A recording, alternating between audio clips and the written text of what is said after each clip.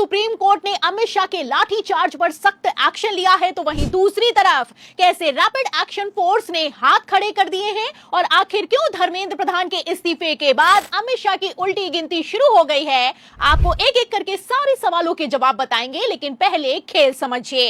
तो खबर है कि धर्मेंद्र प्रधान ने पहले ही 2 बार इस्तीफे की पेशकश की थी, लेकिन सरकार ने इस्तीफे को ठुकरा दिया। तो फिर अचानक से रातों रात ऐसा क्या हुआ कि धर्मेंद्र प्रधान इस्तीफा देने के लिए मजबूर हो गए। इस खेल की पोल पट्टी अब सुप्रीम कोर्ट में खुल गई है। आपको बता दें कि अमित शाह की चूक के चलते धर्मेंद्र प्रधान की कुर्सी चली गई है। धर्मेंद्र प्रधान से इस्तीफा ही इसलिए लिया गया है ताकि अमित शाह को उनके पद पर बरकरार रखा जा सके। खेल समझिए। अमित शाह ने सोचा कि 20 मार्च को संसद चलो मार्च के दौरान अगर कॉकरोच जनता पार्टी पर पैलेट गन चलाएंगे, आंसू गैस के गोले दागेंगे, लाठी चार्ज करेंगे और इसी के साथ इलेक्ट्रिक शॉक देंगे तो ये पूरा प्रदर्शन खत्म हो जाएगा और छात्र तितर बितर हो जाएंगे। फिलहाल ऐसा कुछ नहीं हुआ, पूरा खेल उल्टा पड़ गया। आप अच्छे से जानते हैं कि छात्र सदन के नजदीक तक पहुंच गए और उसके बाद बवाल तो इतना ज्यादा खड़ा हो गया कि धर्मेंद्र प्रधान भागे भागे अमित शाह को अपना इस्तीफा देने के लिए पहुंच गए। फिलहाल तब तो अमित शाह ने इस्तीफे को स्वीकार नहीं किया, लेकिन फिर अचानक से धर्मेंद्र प्रधान को कुर्सी से हटाया गया है। और क्यों हटाया गया है? क्योंकि अमित शाह की चूक के चलते मोदी सरकार 12 साल में पहली बार झुकने के लिए मजबूर हो गई है। आप अच्छे से जानते हैं कि दिल्ली से लेकर पूरे देश की सुरक्षा व्यवस्था की कमान अमित शाह के हाथों में है। ऐसे हालातों में अगर कॉकरोच जनता पार्टी सदन के नजदीक तक जाती है या फिर कि निहत्थे छात्रों पर लाठीचार्ज से लेकर अत्यधिक बल का इस्तेमाल किया जाता है, तो इसका सीधे सीधे जिम्मेदार गृह मंत्री अमित शाह हैं। फिलहाल इसी को लेकर अब पेच फंस गया है।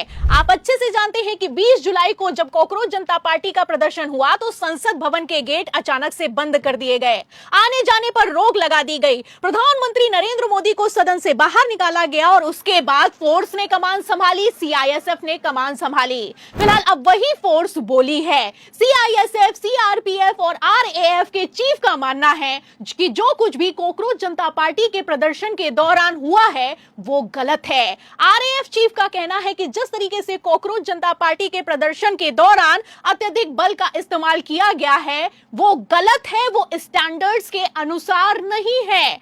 आपको बता दें कि आरएएफ ने खुद माना है कि निहत्थे छात्रों पर एक नहीं बल्कि 7 राउंड पैलेट गन चलाई गई है, जिससे 3 छात्र भयंकर रूप से जख्मी हुए हैं। एक तरफ सुप्रीम कोर्ट में कॉकरोच जनता पार्टी पर हुए लाठीचार्ज की सुनवाई चल रही है, वहीं दूसरी तरफ मैं आपको बता दूं कि आरएएफ ने गृह मंत्रालय को ही फंसा कर रख दिया है। जाहिर सी बात है कि अगर रैपिड एक्शन फोर्स गृह मंत्रालय के अंडर काम करती है तो अमित शाह के इशारे के बिना पैलेट गन नहीं चलाई जा सकती है। आपको बता दें, खबर निकलकर सामने आई है कि आरएएफ की तरफ से जो कुछ भी कॉकरोच जनता पार्टी के प्रदर्शन के दौरान एक्शन लिया गया है, इसको लेकर एक असेसमेंट रिपोर्ट तैयार हुई है और अब ये रिपोर्ट सुप्रीम कोर्ट में पेश होने वाली है। फिलहाल धर्मेंद्र प्रधान का इस्तीफा तो हो चुका है, अब ऐसे हालातों में क्या अमित शाह के भी इस्तीफे की नौबत आ गई है, सवाल खड़ा होता है। ये जो लाठियां चलाई है ना आपने अमित शाह और मोदी के नाम पर, अभी एक इस्तीफा हुआ है, याद रखना कॉकरोच से पंगा नहीं लेना है। अगर एक मंत्री का इस्तीफा ले सकते हो तो तुम लोग क्या हो? तो कॉकरोच जनता पार्टी का प्रदर्शन भले ही खत्म हो गया है, लेकिन कानूनी जंग अभी भी जारी है। आपको बता दें कि जिस तरीके से कॉकरोच जनता पार्टी के निहत्थे छात्रों पर लाठीचार्ज से लेकर अत्यधिक बल का इस्तेमाल किया गया है, इसको लेकर सुप्रीम कोर्ट की सुनवाई से लेकर कॉकरोच जनता पार्टी ने खुला ऐलान कर दिया है कि अब धर्मेंद्र प्रधान के इस्तीफे के बाद पुलिस वालों और अफसरों को भी नहीं छोड़ा जाएगा। फिलहाल अगर फोर्स फंसेगी तो गृह मंत्री अमित शाह भी बुरी तरीके से फंसने वाले हैं, क्योंकि नेता प्रतिपक्ष राहुल गांधी ने तो पहले ही अमित शाह के नाम खुला पत्र लिखते हुए सवाल किया था कि आखिर छात्रों को मारने के आदेश किसने पारित किए। इतना ही नहीं, विपक्ष ने तो अमित शाह को सदन में घेरने की पूरी तैयारी कर ली है। जाहिर सी बात है कि अमित शाह फंस गए हैं। धर्मेंद्र प्रधान को तो हटा दिया गया है, लेकिन क्या धर्मेंद्र प्रधान के बाद अब अमित शाह के भी इस्तीफे की नौबत आ गई है? सवाल तो इस बात का खड़ा होता है, क्योंकि धर्मेंद्र प्रधान ने जो किया है वो तो सिविल ऑफेंस है। फिलहाल जो अमित शाह ने किया है ये क्रिमिनल ऑफेंस है। निहत्थे छात्रों पर जिस तरीके से लाठीचार्ज हुआ है, सारी की सारी मर्यादा ही पार हो गई है। इसीलिए सुप्रीम कोर्ट भी इस मसले पर सुनवाई करने के लिए मजबूर हुआ है और तो और अब तो सीजीआई सूर्यकांत ने भी कह दिया है कि आंदोलन का मतलब ये नहीं है कि लाठी चार्ज कर दो। आंदोलन करना पब्लिक का मौलिक अधिकार है और शांतिपूर्ण प्रदर्शन पर इस तरह का एक्शन नहीं लिया जा सकता है। खबर निकलकर सामने आई है कि सीजीआई सूर्यकांत ने मोदी सरकार की धज्जियां उड़ाकर रख दी हैं। इतना ही नहीं, सुप्रीम कोर्ट की तरफ से 28 जुलाई तक का गृह मंत्रालय को समय दिया गया है।